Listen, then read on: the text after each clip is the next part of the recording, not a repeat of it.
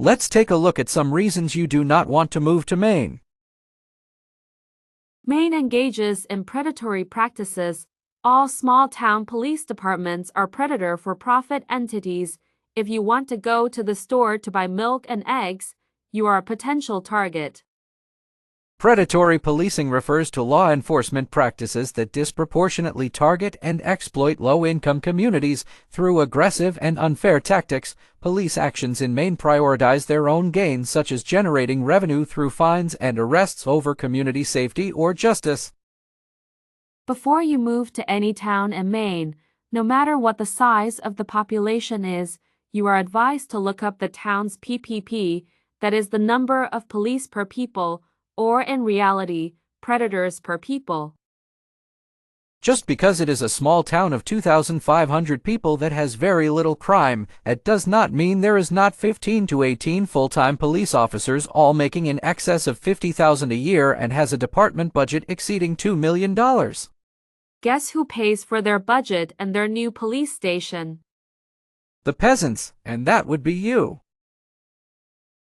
Kangaroo for-profit courts is where legal systems or court practices are where fairness and impartiality are compromised, in Maine often driven by financial motives, gender bias, or discrimination.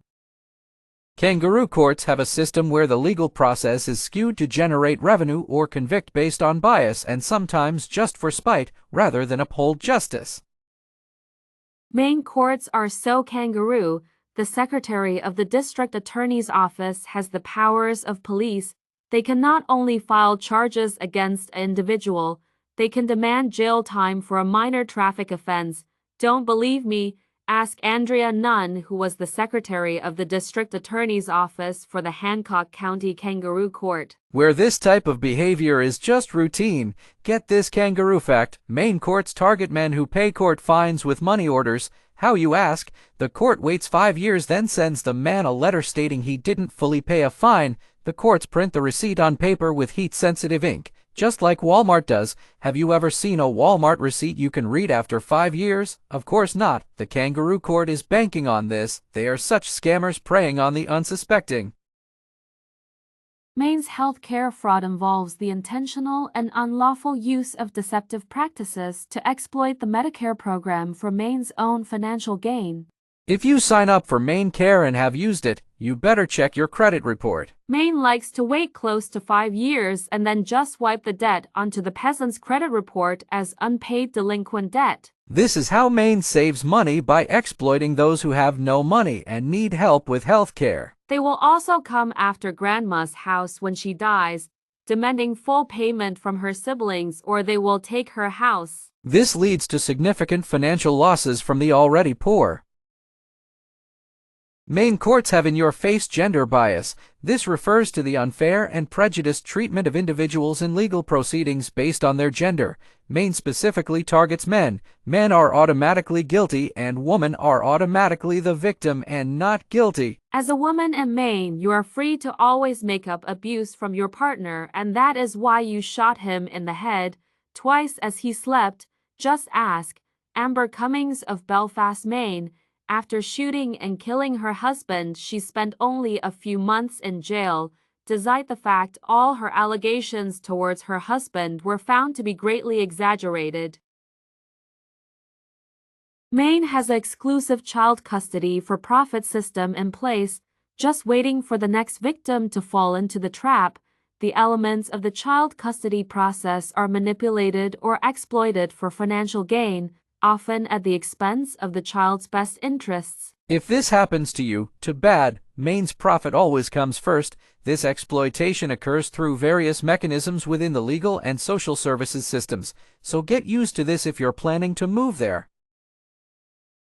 Profit-driven laws are laws enacted entirely for financial interests rather than any sort of public welfare.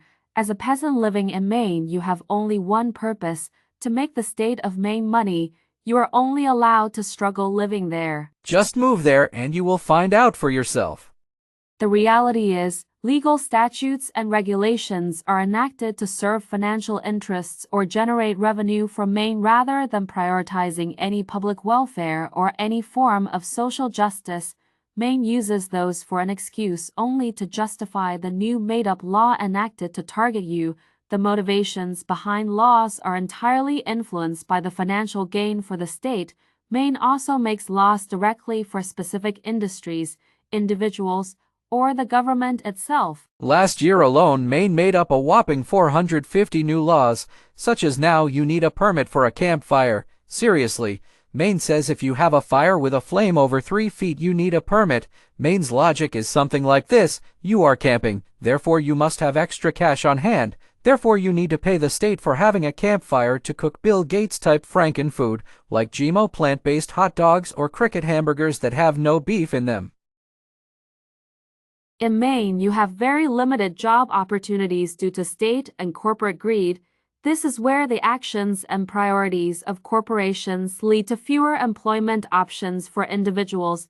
This occurs through various mechanisms where profit motives and business practices override considerations for workforce expansion or fair employment practices. Maine is intentionally keeping wages low. It is a tactic to keep the poor from leaving the state. Did you know Maine uses its fusion center to monitor and potentially stop residents from leaving the state? Did you know Maine uses this fusion center to monitor the residents' bank account balances? Get this. Did you know that if any of the peasants gets a balance over $5,000, the henchmen are notified to the fact a potential target can be possibly exploited, maybe with new criminal charges? Electric utility companies are allowed to overcharge residents. In Maine, the practices is electric utility companies are allowed to intentionally overcharge residents based on how much they think they can get away with. Crooks like Central Maine Power have been caught over and over again fabricating bills out of thin air. When caught, they claim it was a computer glitch. Okay then, why is the computer glitch always substantially in the favor of the electric provider and never the consumer? So how do they get away with this illegal practice? The state of Maine gets a 100% tax on all electric utilities.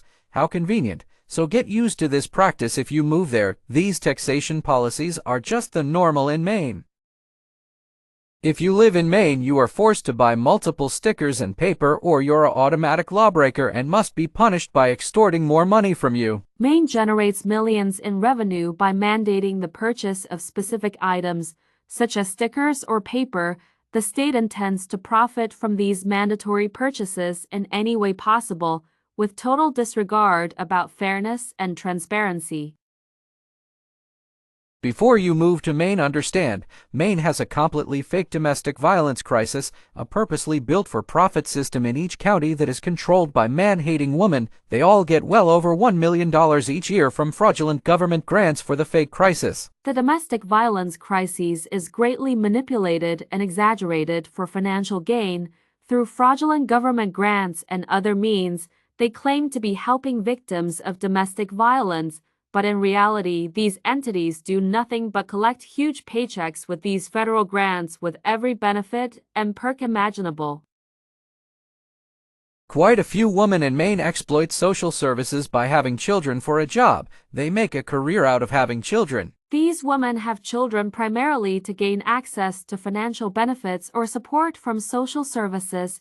These women exploit social welfare programs for personal financial gain by having children by a different father every 2 or 3 years for a substantial raise or bigger paycheck. These women get free housing, free food, free money. Most are driving higher-end vehicles. The women who make a career from having children have different children by different fathers for a bigger paycheck and more benefits. If you visit the local pubs and bars, you can see the career woman trolling the bars for the next daddy to score that paycheck. In various parts of Maine, theft of your property and dishonest behavior among your neighbors is just the way it will be, so get used to it. Why is theft so bad in rural parts of Maine? It is because the neighbors are financially dirt poor, so they have to steal to survive. If you go to the grocery store or leave your property for a while, don't be surprised if when you get home to find all your tools stolen. There also includes various other forms of theft and dishonesty that undermines trust within a community. This may impact your safety and well-being once you become a Maine resident. The state of Maine operates primarily for financial gain, where the state of Maine, as well as its governance and operations, function primarily with financial gain as its main objective rather than focusing on any public welfare or service. All the state policies and practices are driven purely by financial motives, so get used to that if you move there.